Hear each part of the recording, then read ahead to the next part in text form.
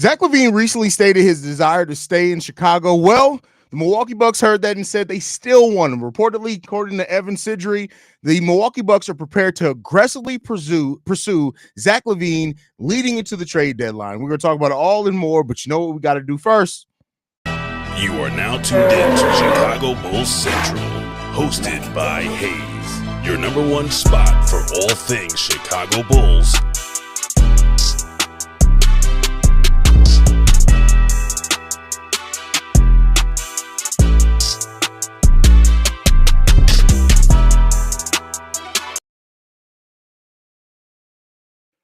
What's going on, Bulls fans? Welcome to another episode of Chicago Bulls Central, your number one spot for everything Chicago Bulls related. I'm the host, Haize, but more importantly, you guys can follow the channel at Bulls Central Pod on every social media platform we happen to be on. With that said, let's go ahead and get into this content for today. So, things are starting to heat up for the Chicago Bulls, and this is really playing into what the Chicago Bulls had hoped was going to happen leading as we got closer and closer to the trade deadline, and that is that teams may be more willing and open to what the Chicago Bulls and the value that they held their players at. This is coming from multiple places at this point in time. Zach Buckley from the Bleacher Report has posted. Evan Sidri has also reported on this, and that is that the Milwaukee Bucks are prepared to aggressively pursue Zach LaVine leading into the trade deadline in a package that revolves around Khris Middleton and Bobby Portis, and they're willing to offer a 2031 first rounder and a 2031 second rounder. Reportedly, they are trying to find a third team if needed so that they can get the draft compensation that's needed to try to obtain Zach LaVine. This is the first time that we've heard a team really is kind of focus on in their aggressive pursuit is finding the right draft compensation for Zach LaVine that the Bulls do reportedly want. And this is going to be interesting thing for the Bulls, right? With Zach LaVine stating that he's willing to stay with the Chicago Bulls and likes to stay with Chicago. Now to lead into some questions. The direct quote is this: the Bucks remain in aggressive pursuit of Zach LaVine. Milwaukee is willing to include Khris Middleton and draft compensation in discussion with the Bulls. If LaVine ends up in Milwaukee, it will likely happen with multiple facilitating teams involved. That's from Evan Sidri. This is not going to be an easy deal to get done. The Milwaukee Bucks are a second tax apron team, meaning that what they're able to offer, they can only trade one player. One player. That's all they can trade. They cannot include multiple players in any trade. That means that even if the Chicago Bulls were to get involved, like even in a multi-team trade, they can only include one player. So there can be 3 teams involved. There can be 4 teams involved. But the Milwaukee Bucks can only trade one player in that deal. That's not one player for each team. That's one player in the deal, period. That's where it gets so complicated here for the Milwaukee Bucks in a pursuit of a player like Zach LaVine with the type of contract that he has, is the fact that the Milwaukee Bucks can only offer one player in a trade. Now, there's been already some talk that Pat Connaughton is a player that could go into a different move to initially set up and facilitate some money going on, but it would have to be 2 separate deals if they want to get that done. Keep in mind, Khris Middleton's contract is only $31 million. So a good sign on if this trade is something that the Milwaukee Bucks feels like on the finish line is if you see a Pat Connaughton deal happen first by itself. You got teams like the Orlando Magic, teams, like the Detroit Pistons that could facilitate and absorb that type of money. But if a Pat Connaughton deal goes down first and that the Milwaukee Bucks only take back some draft compensation for it, that is a precursor to a move like this happening. Because again, even if 4 or 3 teams are involved, they can't send out Khris Middleton and Pat Connaughton in any deal, in the same deal, no matter how many teams are involved. So a Pat Connaughton move would have to happen first. And a team that could facilitate something like that is the Detroit Pistons, for example. And maybe they're willing to, as they reportedly are willing to take on money and players that can help them in their playoff push. So if the Milwaukee Bucks trade Pat Connaughton, just for the nature of conversation, to the Detroit Pistons, and then they only take back some seconds down the road, right? Some second round picks down the road, then that sets this trade up. At that point, then the Milwaukee Bucks could trade Khris Middleton, right? Because at that point, the Milwaukee Bucks will be underneath the second tax apron, which is the key thing here. They would be under the second tax apron. Right now, they're only $6 million above the second tax apron. Once they do that, That then frees them up to trade multiple players, right? Then they can trade Chris Middleton and Bobby Portis, but the Pat Connaughton deal would have to happen first. So if you hear in the next couple of days that the Milwaukee Bucks have traded Pat Connaughton and have only gotten back compensation, that then means that this deal is probably on the finish line and about to happen for the Chicago Bulls or for any other team. So we'll see what happens there. We'll see what happens when it comes down to it, and it is what it is. Sack says not helping. I don't see how he'll help. You don't see how he'll help them? You don't see how Zach LaVine helps the Milwaukee Bucks? What are you smoking? What are you smoking? Cortez says, what Haize, my brother? What's going on, Cortez? Glad to have you in the building. How I get a spot on the show. Love your podcast. Hit me up in the email, brother. Honestly, I'm not completely mad at this. I think the Bulls can get a good piece from Milwaukee. I mean, they got picks. That's probably mainly what you're getting back there. Warriors this time. I do prefer the Warriors pick for sure. I definitely prefer that pick if that were to go down. Who would they even give us? Well, I just went over that. So basically Middleton for LaVine, not straight up. You can't do it straight up. So there's a bunch of things that would have to happen. If helping the Bucks, I'd rather send Zach to Golden State Warriors for a Vegemite sandwich. Well, listen, at this point, it's not about helping the Bucks or not. It's about clearing your own cap sheet as well as picking a direction for your team. It's not like the Bucks and the Bulls haven't done business before. We have. And people thought we were overvaluing our players by not just taking anything offered to us. Agreed. Completely agree with you on that one. I might be on the island by myself, but I would love Bobby back on the Bulls. I'm not mad at Bobby Portis potentially being back on the Bulls. I'm not mad at that. So crazy. I mean, it's not really all that crazy. Honestly, this is something that we've heard before, right? Like even in the Bradley Beal proposed trade, Zach LaVine ended up on the Milwaukee Bucks. So clearly the Bucks are really interested in Zach LaVine. They want Zach LaVine in that building. You saw the swap with Kobe Pat for Ingram, Herb Jones. I don't like it because those players are too injury prone, but it does help the Bulls. Well, keep in mind, like that's more things when people are trying to make this trade for the Bulls to kind of get. I don't think that the Bulls are looking to do something like that. I just don't think that they do, but something else could happen. Hell no, they are the enemy in the same division, bro. No. I can see LaVine in god-awful green. It doesn't matter. I'll tell you this, Nate. It doesn't matter. The Bulls aren't anywhere close to being at the Milwaukee Bucks level anytime soon. You talk about helping the Bucks. If we were a team that were kind of even, the Milwaukee Bucks are so far ahead of the Chicago Bulls, we can't even worry about trying to compete with them right now. You're trying to clear your own thing. It's not about helping them or not. That doesn't matter right now. Another trash offer. Well, again, you got to, and like I've been telling people for a long time, this is not, the Bulls are not going to win a Zach LaVine trade. It's about getting back future assets. You're not going to win the trade. That's not what happens. Who cares how LaVine helps the Bucks? What the Bulls get is completely lackluster. Yeah, I mean, but at the end of the day, that's what the Bulls are looking for, cap relief, which that does. Like, I think people need to clear their mind. This isn't 2K, where every trade you're looking at necessarily trying to get better. That's not what this is. This is the Bulls are in. If the Bulls make any moves at this deadline, what they're talking about is getting assets. That's what they're talking about. They want to start stacking first-round picks because they understand it's a far way before the Bulls are truly competitive. This is about stacking picks. That's what this is about. This isn't about, oh, let's become some better team. This isn't about some mystical playoff push. This is about stacking assets. That's what it is. Again, exactly. The Bucks will likely be ass cheeks in 2030, and that's where the pick would be around at. That actually lines up. Now, would I love a pick in 2025 or 26? Yeah, I would love a pick in those years. But you're trying to time it around where the Bucks would maybe start falling off, right? And that's where you really got to look at it. I'm not really all that hot on the draft capital being offered. The picks they're willing to trade is all the way out in 2030 plus. That doesn't really do anything for the current. Yes, it does, because the Bulls have no timeline right now. I think people need to realize 2030 is only 5 years away. The Bulls are not going to be competitive in 2030. And anything, if the Bulls are and do start being a better team by then, the Bucks could start trailing off by then, right? You're looking at by 2030, Giannis Antetokounmpo is not on the books. Dame Lillard is off the books. Chris Middleton, even if he comes off the trade, is off the books.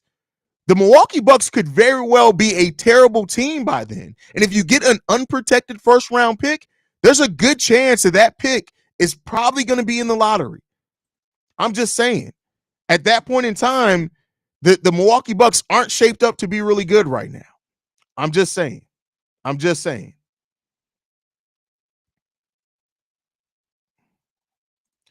Other than it's the picks. It's the picks. The Milwaukee Bucks can trade their picks. Hold on, I can tell y'all. So the Milwaukee Bucks can trade their own pick in 2031. They have the right to swap, so they can trade a swappable, and then they have several seconds. They have all their seconds going forward. They have multiple seconds all the way from now, 2025 until 2031. So again, it's not necessarily the most amazing draft capital, but you got to look at it, right? Honestly, I can see the Bucks trying to trade Lopez, so there's something to look out for too. Yeah, it's definitely a possibility. I hope he goes to Golden State. I like the idea of the 2025 first round pick. Oh, agreed. 100. Like, I want to be clear here. If you had if the Milwaukee Bucks and the Golden State Warriors both came to the table and they said, hey, we can offer a pick in 2031, we can offer a first round pick in 2035, and keep in mind the Golden State Warriors also have 2 second round picks in the 2025 draft that they can also offer. I'm taking the Golden State Warriors pick all day long over anything else.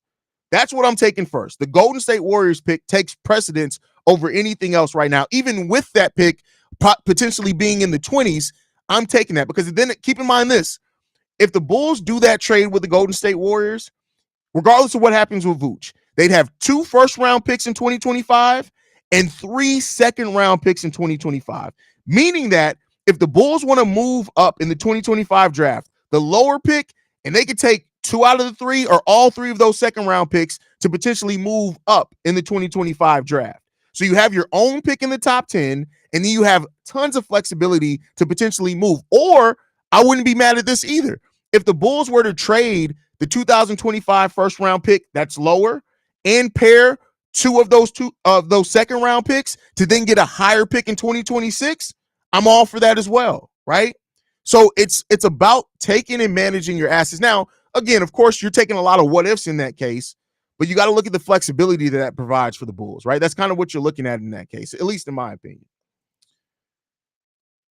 Hey, Haize, I really like this trade because if we get a couple of young players, I'll take it. I think a lot of people are going to look at that as well. The question is do the Bulls see the value in that, right? That's the biggest question there. All I'm going to do is laugh my ass off. He's not going anywhere near the Milwaukee Bucks. Acme will not be making trades at the trade deadline. That's not in their MO. Well, no, they've made trade and this is the thing that's stupid about that. When everybody's like, oh, they haven't made trades at the trade deadline before. Well, technically their first year here, they made trades. The only times they didn't make trades at the trade deadline was because they were trying to hold on for dear life to this competitive thing that they have. These are not trades to try to be competitive. The Bulls were not active at the trade deadline before because they were being strapped to this competitive thing. None of these moves are competitive moves to make the Bulls more competitive. These are moves to stack assets. So this whole thought process, oh, they've never done trades at the trade deadline before. That really doesn't apply here. This is a very different team with a very different motive going forward. Now, I'm not saying still my thought process is probably nothing happens, but it's still, you can't attach prior mindset to the fact when the teams are going very different directions, right? So if the Bucks offer Tyler Smith their first and Chris Middleton, they're not getting, oh my God. Oh my Jesus. Oh my Lancer. First of all, that doesn't even, never mind. You know what? I'm just, sometimes you just got to let stuff go. I'm going to be upset if Vooch is still here and LaVine's gone. Such a Bulls possibility. Well, I mean, keep in mind, Vooch could still be moved in the offseason. He could be moved at next year's trade deadline. So this is also why we should trade Kobe and Io now. With their contracts as they are, they will only decrease in value when you have to pay them. Not necessarily, because they're still very young players. That's not necessarily true. And you got to keep in mind this too, like you've hurt Kobe's value and Kobe's own performance has hurt it. And Io is actually a player that can be part of your team's future regardless of it. He's young enough. So no, you don't have to trade those guys just for that. But I get what you're getting at with that, right? That's literally what the front office wanted before, for Zach to leave first before sending out Vooch. No, well, keep in mind, Vooch was expiring at that time before. They may have let him expire. Then who knows, right? They could have still moved him, but I get what you're getting at. I hate to say it, but his might the right time to see what you can for Kobe before he's expensive. That said, he would be a bull, and I'm good with that too. Well, I mean, keep in mind, Kobe White's contract extension can only be 140%. So Kobe's not going to get the type of contract where you're just like, even he doesn't even qualify for a $30 million contract if he extends here with the Bulls. So that's kind of what you got to look at there as well. I'm taking the best offer out there for Vooch before the trade deadline, whatever it is, a draft asset wise. I understand where you're coming at with that too. I said this a little earlier, but perhaps the Bulls can benefit from the bidding war for LaVine. Yeah, I mean, listen, if the Milwaukee Bucks are being aggressive and the Golden State Warriors are being aggressive, you play those two teams against each other. Absolutely. That's just smart business making. That's just smart business. So yeah, you want to try to do that if you can, for sure. The only reason I don't like it is because Milwaukee is here's the thing. To be a rival, you have to be competitive. Milwaukee hasn't been a rival for us for years. We ain't been competitive with Milwaukee for years. That rival shit is cool when you're at the same level, but you're not, right? So right now, it's not about, oh, the Milwaukee Bucks are going to be better than us. Yeah, they're already better than us. They're going to be better than us for the next decade if we don't do something. So, it is what it is.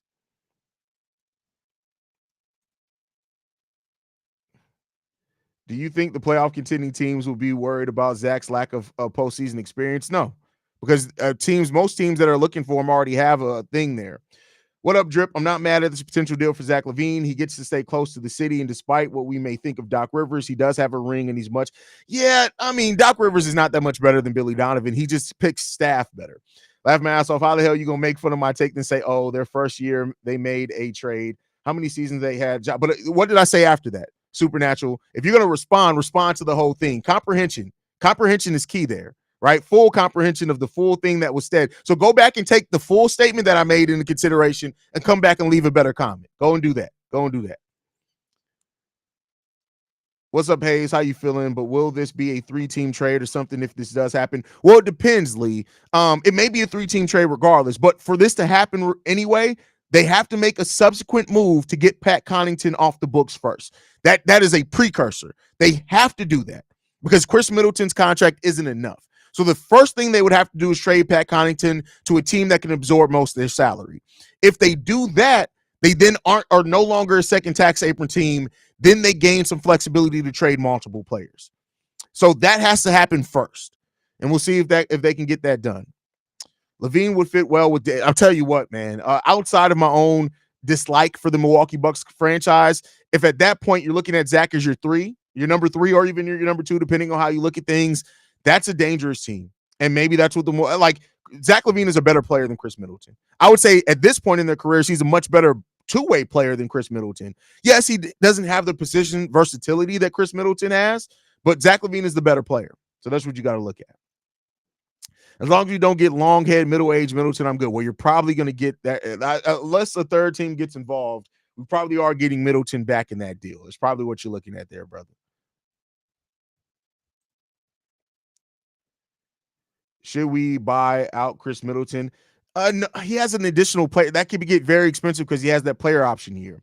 Nah, forget that. Yeah, you said don't think they will make a trade. Don't make me get Shea on you. Yeah, but what was the other thing that was said? Like, again, don't get Shea on you. You're gonna get retarded. Like that's not a thing on me. That's on you. Like, you're already special, Supernatural. Like, I mean, don't make me make your handler come in there and give you your medicine. Don't do that. If we do indeed make this trade, I want Marjon Bolt. You're not getting that. You're not. Understand this, y'all. The Bulls are not in this. Like, the hat got to come off. I haven't even picked or sponged my hair, so I'm looking crazy. If the Bulls do this trade, they aren't. Oh my, never mind. Because y'all stuck in the sauce. Y'all. Somebody need to get outside a little bit, breathe. Y'all need to sniff in some coochie or something, bro. What's good, Haize? Daniel Gafford on the trade market? I don't know, because that initial thought that he was on the trade market was before the Derek Lively injury. I don't know if he still is or not. Or Trade Machine lets me do Jimmy Butler to Phoenix. Don't bring me no Trade Machine shit. If you're going to use a Trade Machine, use Fanspo's Trade Machine or even Spotrack's Trade Machine. Don't use the ESPN Trade Machine. But even then, I don't want no Trade Machine shit here because those things are very, very incorrect. Zach might extend the time with how good the Bucks will be. He might make any pick less no, he won't. Because again, Zach LaVine, you still have to have Giannis there, and still Giannis would be older. You still have to have Dame there. Dame's already starting to slip. Like, So you got to look at that, right? That part and aspect of it as well. But I get what you're getting at with that. Zach is still a star, no question. He's just always been miscasted as the superstar. He's better in the secondary role. Listen, I've said it before. If Zach LaVine is your second best player, you're in a pretty damn good spot. If he's your third best player, you better damn well be a championship contender. I want them to get a center, young center, not a scorer, but a rebounder, a shot blocker like Walker Kessler. I want someone that doesn't need to take threes, and we don't have to make sure he gets his. Well, I'm sorry, this is the modern NBA. You're probably going to get somebody that needs to get theirs. And keep in mind, if you no longer have a player like Zach LaVine around, there are more shots. Like a Kaman Malowik is somebody that you definitely, if you get him in the draft, you get him shots because at that point you may not have Zach LaVine around. So it really depends. Like if you're talking about where this team is now, sure. But this team is about to be in a completely different place if the Bulls make some of these rumored moves, right? With all these rumors, it'll be impossible for something not to happen. No, I wouldn't say that, bro. I wouldn't say that, man. I wouldn't say that. I seen Shams post earlier that they were talking about trading Ior Kobe for D Murray and Murray and Murray just tore his Achilles last night. Did Shay? Are you sure you saw actual Shams tweet that? Because I don't think I saw that from Shams Twitter. Was it the real Shams? You got to look at that. I'm about to check now because maybe I missed something, but I don't think that was real Shams there, brother. I think you may have gotten scammed there, my boy. Let's see though. Let's see. I'm gonna take a look. We'll see what Shams posted because I got notifications set up for Shams.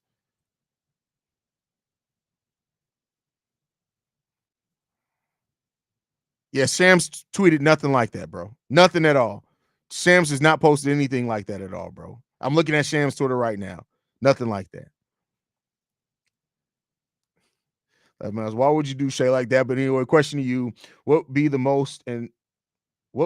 the best and most realistic trade if you had the GM hat on? For me, Vooch, the Golden State Warriors would be a strong possibility.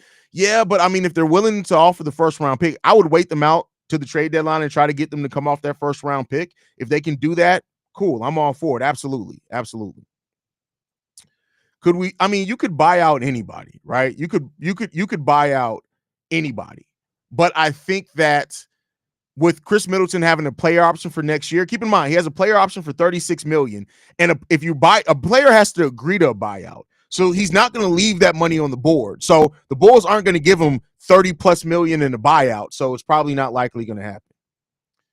It wasn't Shams. It was spam. Exactly. Like, I'm like, listen, I've been there before where I've gotten fooled by a Shams, a fake Shams tweet. So I set up a whole live stream once. And then, you know, before I actually go live, I kind of get all my things together.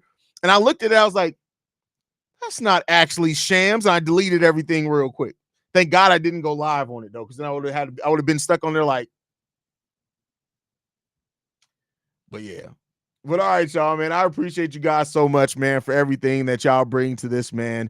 If anything else drops today, you know, when news drops, we drop. I love you guys when it comes down to everything else, even Supernatural with his special self. But make sure you guys are following the show at Bull Central Pod. You send us any feedback, questions, comments, concerns. bullcentralpod@gmail.com. Lastly, if you want to leave a text message and our voicemail for the mailbag, the number to do so, 773-270-2799. We're the number one spot for everything Chicago Bulls related, but that's thanks to you lovely and beautiful people. And like I like to end every episode on, go Bulls. Love you guys. See red if you can, y'all.